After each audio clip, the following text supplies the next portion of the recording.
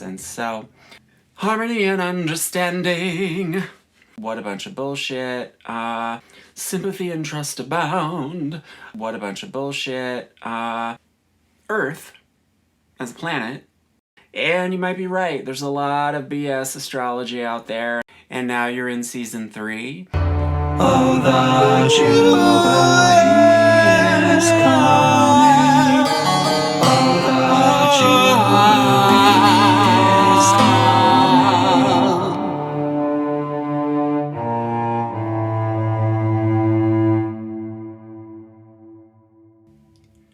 Hello! My name is Abbey. If you want to go for the honorific, you can call me Pope Abbey. But this is the Aquarian spirit, or how to survive the apocalypse. Ooh. Well, okay, let's get serious. Let's talk about something called enlightenment, a very, very serious topic. Because we all know that true enlightenment is being devoid of emotion and calm and an expert meditator. Someone that dares not fight back. How low such thoughts even. Yeah, fuck that. I want to talk about Aquarian enlightenment, which I think I would rather call like practical enlightenment, to try and clear the fog from the issue just a little bit. If from the last episode, you remember that we're in a 3-act play or a trilogy, and we're starting the third act, the third episode, and the overall trilogy is called The Individual Masculine, and it is a rebellion against old matriarchal energies and powers that are obsessed with order and obsessed with control and hate freedom and just really things that you probably don't like, just on instinct. So we are coming out of this second act, which let's just use Christianity as the best example. So it started with the Age of Aries in Act 1, and that was like, get these chains off of me. I can't handle it. Because I don't want to be a slave, and I'll take anything to not be a slave, and I'll take anything to just have some goddamn freedom. And so the second act was Christianity in the West. And that Christianity has a very, very secret ulterior motive that is not well understood. See, Jesus was a Jewish person. He believed in that rebellion, the rebellion of Moses. Jesus understood, however, that the time was not fully right.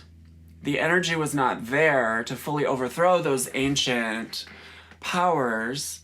And so Christianity, under the direction of the spirit of Jesus and many other beings, was kind of like a big ruse or like a scam in some ways, because those old powers that were represented by the Roman Empire at the time of Jesus, well, Jesus and the other members of the rebellion did not care for them. However, they didn't really have much choice. So Christianity has been this, like, sort of, well, we call it The Empire Strikes Back, because in Star Wars, the second episode is where the rebellion cannot defeat the Emperor. Luke Skywalker at the end is sort of basically crucified. He has his hand cut off. He is really traumatized at the end. And not until the third movie is there actually a real defeat of the Empire. But what Christianity represents is sort of like a wink wink, oh yeah, we'll do this soft, feminine thing. But ultimately, what was coming and what it was, prophesied about was ultimately Jesus would come back with a sword in the spirit of that rebellious Moses energy once again. And so one way to think of it is that, like, if the first act of the rebellion was the blacksmith creating that sword, getting it red hot, pounding it on the anvil. The second act was putting that sword into a bucket of water to cool it so that it could strengthen into a hardened steel. And then the third act is that sword coming out of the water and ready to throw off those old chains, which still exist and are one of the big reasons why you are likely in prison, even though you might have a lot of food and electric lights and shelter. We are all imprisoned by these old powers. And however, that sword is coming out of the water. And I just got a text from Bernie Sanders. Great. So, see, the sword is coming out of the water. And the big scam right now is that, well, enlightenment is being a pacifist and not fighting back, sitting on your meditation pillow, and, just taking the hits. Well, that time is quickly coming to an end. And this thing called enlightenment changes. What we're coming out of is the end of a very, very old, very depleted, very feminine legacy. And a revolution is coming.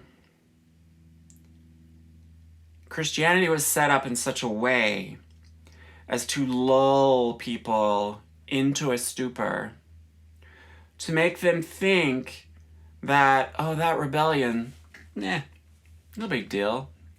What happened to them anyway?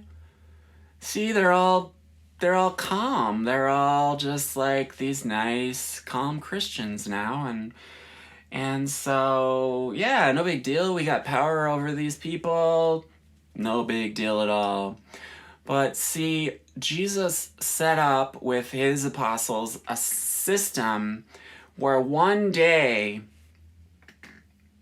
the people who bought into the lies that God is just checking out, God is like basically for all time being utterly obsessed with peace, those people will be right.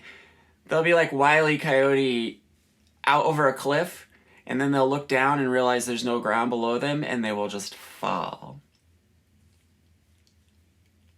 The path is always changing. It's like a snake that's zigging and zagging in a circle. And we've just come out of a zig that was very important. That sword needed to go into that water to cool and to harden. But that sword is coming out of the water. And this is why there's so much conflict right now. And those real Christians, those people that knew that, like, sure, we needed to baptize that sword for a little while, but then it would ultimately come out. Those people are showing up as artists. Those people are showing up as crazy rock stars, soul singers. Those people are showing up as writers of science fiction. They're not, Joe Pastor with his megachurch. Those are the fools. And, it's really up to you what you want to do with your life. but I ask you to examine your definition of what enlightenment is. Aquarius is very different. Aquarius doesn't mind things getting a little dirty, a little painful. Aquarius is forward moving. Aquarius is more okay with chaos. Aquarius likes to channel fire. Aquarius likes to tell jokes. All of these things are indications of an enlightened Aquarian attitude. And if one cannot throw out those old, really dead Pisces conceptions of enlightenment, which was really just the baptism of the sword, one is really going to be quite frustrated with what is coming, because there is a really strong, really fiery, really probably insane to a lot of people energy is coming shortly. So that's all I want to say. Just reconsider what enlightenment is. For me personally, the way that I experienced this dramatic internal shift where all of a sudden the voices of fear and doubt were gone. There was an incredible peace within myself. But what I was doing at the time when that happened was I was screaming into a microphone, leading a rock band, and making art, writing my book, Hormones and Sacrilege, which is very, very confrontational, sometimes angry.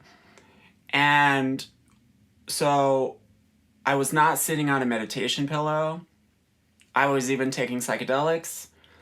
I was exercising. I was competing. I wasn't retreating. And suddenly I experienced this profound thing that I like to call enlightenment. And it didn't match what that New Testament told me about enlightenment.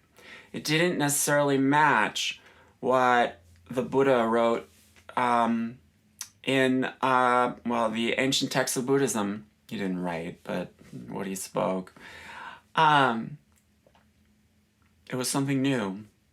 For a long time, I sat on that meditation pillow, I prayed to God, I went to church, I did all those things, and nothing happened.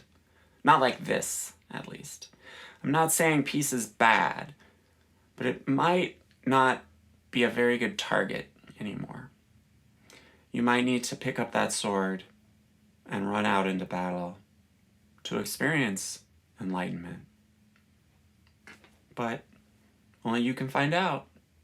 Oh, somebody died today. All you ever had is in the middle of the soul. You never needed all the money to eradicate the whole. Oh, somebody died today. All you ever had is in the middle of the soul. You never needed all the money to eradicate the whole. All you ever had is in the middle of your soul. You never needed all the money to eradicate the whole.